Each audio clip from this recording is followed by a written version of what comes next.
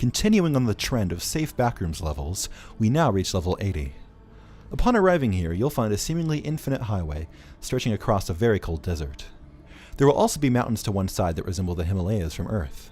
This highway will eventually loop back on itself, hence its seemingly endless length. However, if you travel up ahead, you can come across an abandoned settlement that, according to a nearby signpost, seems to have been called Nedgal. It's formed out of a series of caravans, and human remains are extremely common here. Inside the caravans are containers that sometimes contain artifacts, which appear to span from the 1100s to the 1980s, all seeming to have come from Central Asia. No one knows what happened to these people, and what ultimately led to their fate will likely remain a mystery. Did you know animals can no-clip into the backrooms as well? While humans will usually start off in the first 3 levels, other creatures will enter the backrooms through level 81. This level consists of a large cluster of office buildings, with the outside area being overcast and dark, and lit by a greenish glow.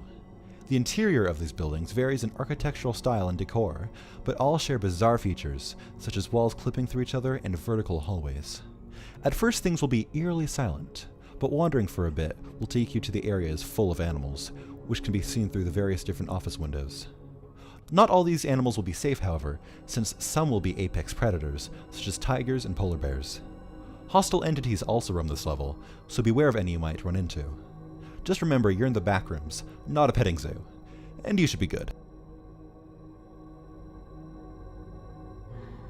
As dangerous as level 82 generally is, the area you first enter will be completely safe and devoid of entities. You'll find yourself in a mansion containing many well-lit, albeit heavily ransacked rooms. A nearby plaque telling of a great treasure can be found, although said treasure is nearly impossible to get to, for various reasons I'll elaborate upon imminently. If you decide to explore through different doors in search of the treasure, some properties will increase the further out you go, those being the entity count, the decrepitness of the interior, and doors having a chance to lead you to different, increasingly more dangerous areas. At a certain point, you'll hear whispers that try to unhinge you by reminding you of your worst fears and traumas. These voices are to be ignored as much as possible.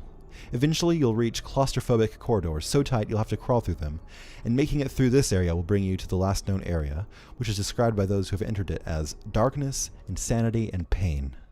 It's safe to assume that nobody has yet found the treasure, and perhaps nobody ever will. Our journey through the backrooms now brings us to the bottom of the ocean floor, inside of a sunken nuclear submarine. Thankfully, this interior is pretty nice, with sleeping quarters, fully functional lighting, and fridges with an unlimited supply of food contained within. Judging by notes scattered across the submarine, this place used to be owned by a being known simply as Kira, who has since abandoned this area. Outside of the windows, one can observe what on the whole seems to be pretty conventional sea life, consisting mainly of fish. However, sometimes a colossal creature can be seen, known as the Great Observer. This massive entity enjoys staring at you with its enormous eyes, occasionally hitting the hull of the vessel, much in the same way a human might tap a fish tank. However, this entity is completely harmless, and its only interest is to simply observe. Still creepy though. Level 84 is an expansive hedge maze, filled with light fog and occasional hostile entities. Climbing the walls of this maze is impossible. The only way to traverse this labyrinth is to walk through its randomly meandering twists and turns. Random rooms can be found that look like various types of rooms that can be found within a typical suburban house, all in various states of disrepair. Occasionally, one can come across safe zones that are devoid of all hostile entities. These resemble parks, with concrete walkways and trees dotted throughout. Loot crates can randomly appear here that contain valuable items, such as almond water and weapons, along with other materials. However, sometimes these safe zones have extremely anomalous properties, which includes but is not limited to containing an angel statue that actually cries, temperatures as cold as the Arctic, unusually colored flora, and even an infestation of hostile entities. I know, that kind of contradicts the term safe zone, but expecting logical consistency from the backrooms is like expecting quality from a Disney remake. It probably won't happen. Once you enter level 85, you'll find yourself on board a gigantic ship that's floating in a seemingly endless sea. It's fully operational, even having fully stocked cannons, but due to its size, the ship requires a crew of several dozen people in order to sail, so unless you've been traversing the backrooms with your entire squad, you probably won't be able to properly man it. The Kraken can occasionally be spotted in these waters. However, unlike the ones from level 29, this one is friendly, even playful, in nature. Storms can occasionally ravage the boat, so to prevent it from getting damaged, it's best if you tie up the sail and turn the vessel so it faces the direction the winds are blowing. You can also sometimes run across other unmanned ships, but these won't pose any threat to you, so long as you don't fire a cannon at it. It's like I always say, don't fire at a ghost ship, or it will return your fire manyfold. It's a pretty common saying in my household. I don't know about yours. Level 86 resembles an office building, and is mostly devoid of aggressive entities. The first floor appears to be a clean, modern lobby with many different rooms throughout. These include a computer lab, elevators that lead to higher floors, and even a restaurant, run by passive entities who will be happy to serve you food. If you go up the elevator, you will notice that many higher floors are filled with cubicles and corridors that are laid out in nonsensical ways. However, there are some floors which are particularly interesting, such as an art gallery and a hostile group of French folk who got stuck in the backrooms during the late Middle Ages. Très bizarre. The top floor is spacious and contains files and currently unknown and unexplored backrooms levels. Man, I'd give just about anything to read what's in there.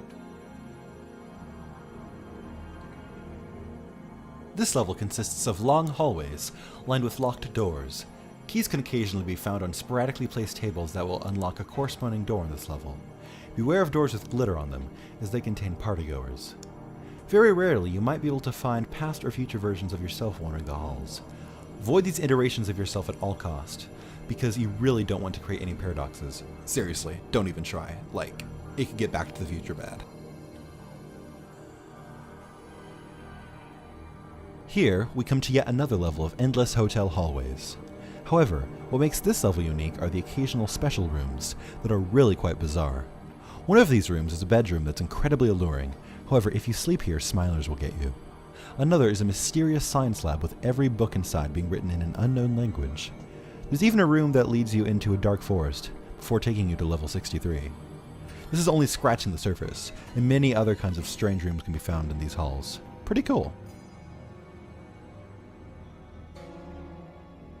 Upon entering this level, you'll find yourself outside of a 1940s ice cream parlor, surrounded by cherry trees and flowers. The interior is in pristine condition and has full tubs of ice cream behind the counter that are completely safe to eat, and they will replenish themselves regularly. On the walls of the interior, you can find pro-party pooper propaganda posters that pertain to the Fun War, which points to the possibility that this place was previously populated by the prior mentioned party poopers. Ooh, that's a tongue twister. Occasionally, humanoid entities can be seen coming in from time to time to purchase ice cream, but thankfully they don't seem to be hostile. I mean, unless you, attack them. But let's be real, if you go around the backrooms assaulting passive entities, then you kind of deserve what's coming to you.